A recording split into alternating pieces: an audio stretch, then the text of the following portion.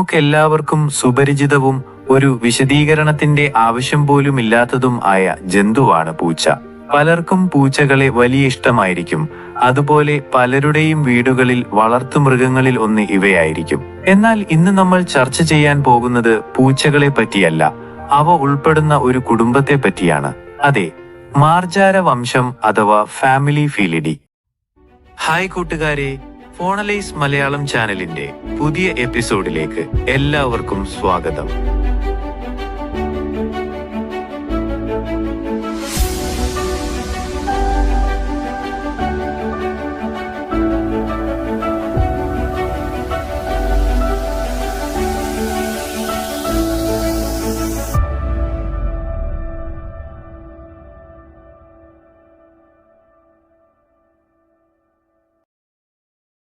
വെറും പൂച്ചയും കടുവയും പുലിയും മാത്രം അടങ്ങുന്ന കുടുംബമാണോ ഇവരുടേത്?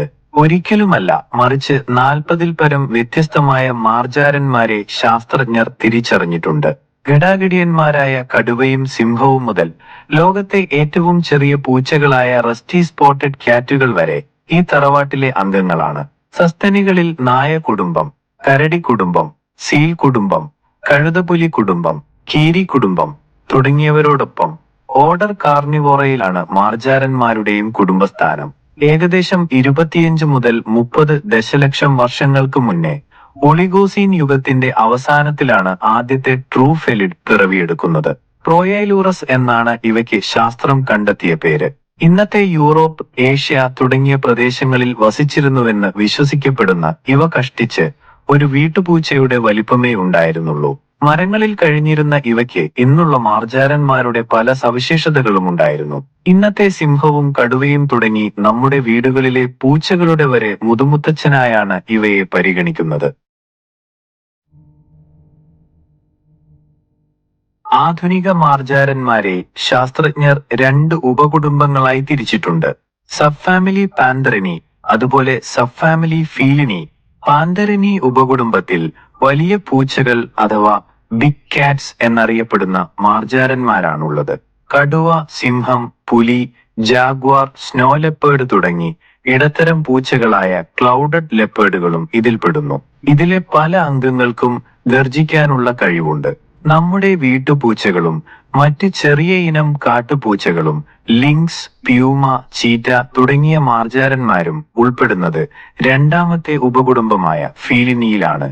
ഏകദേശം 34ഓളം അംഗങ്ങൾ ഈ ഉപകുടുംബത്തിലുണ്ട്. ഇവയ്ക്ക് ബിഗ് കാറ്റുകളെ പോലെ ഗർജിക്കാൻ കഴിയില്ല.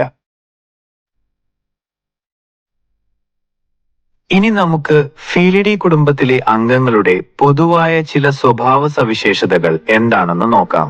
വലുപ്പത്തിലെ അന്തരം മാറ്റി നിർത്തിയാൽ എല്ലാ മാർജാരന്മാരുടെയും ശരീരഘടനയും അസ്ഥികൂടവും വളരെ സാമ്യമുള്ളതാണ്.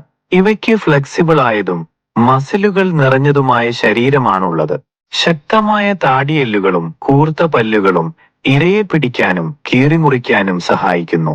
ചീറ്റകൾക്കൊഴികെ മിക്കവാറും എല്ലാ ഇനങ്ങളിലും പിൻവലിക്കാവുന്ന നഖങ്ങൾ കാണപ്പെടുന്നു. മികച്ച കാഴ്ചശക്തി, വികസിത കേൾവിശക്തി, ശക്തമായ ഘ്രാണശക്തി തുടങ്ങിയവയും ഇവരുടെ പൊതു സവിശേഷതയാണ്. എല്ലാ മാർജാരന്മാരും ഒബ്ലിഗേറ്റ് കാർണിവോറസ് ആണ്. അതായത് മാംസങ്ങൾ മാത്രമേ ഇവയ്ക്ക് ഭക്ഷിക്കാൻ പറ്റുകയുള്ളൂ. സിംഹങ്ങൾ ഒഴികെ പല ഇനങ്ങളും ഏകാന്ത ജീവികളാണ്. മൂത്രം, കാഷ്ടം, അതുപോലെ നഖം കൊണ്ട് മാന്തൽ എന്നിവയിലൂടെ സ്വന്തം ടെറിറ്ററി അടയാളപ്പെടുത്തുക എന്ന സ്വഭാവവും ഇവയ്ക്കുണ്ട്. നിശബ്ദമായി സഞ്ചരിക്കാനും നന്നായി ചാടാനും മരങ്ങളിൽ കയറാനുമുള്ള കഴിവും ഇവയുടെ പ്രത്യേകതകളാണ്.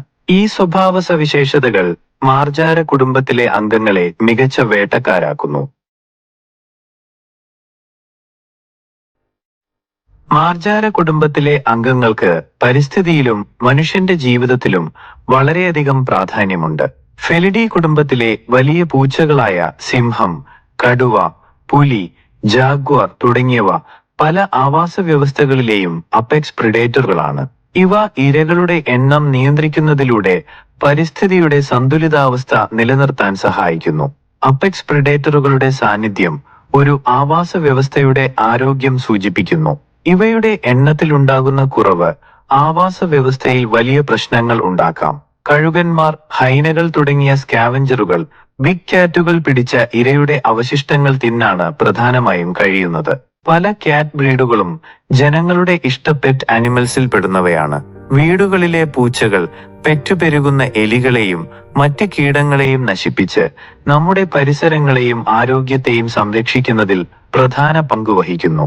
എങ്കിലും മനുഷ്യന്റെ പ്രവർത്തനങ്ങൾ കാരണം പല ഫെലിഡി ഇനങ്ങളും ഇന്ന് വംശനാശ ഭീഷണി നേരിടുന്നുണ്ട്.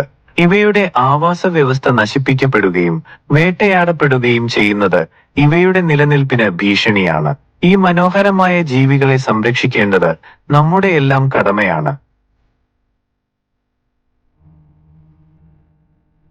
ഇനി ഫെലിഡി കുടുംബത്തിലെ ചില അംഗങ്ങളെക്കുറിച്ചുള്ള രസകരമായ വസ്തുതകൾ നമുക്ക് നോക്കാം. മറ്റു വലിയ പൂച്ചകളിൽ നിന്നും വ്യത്യസ്തമായി സിംഹങ്ങൾ കൂട്ടമായിട്ടാണ് ജീവിക്കുന്നത്. ഈ കൂട്ടത്തിന് പ്രൈഡ് എന്ന് പറയുന്നു.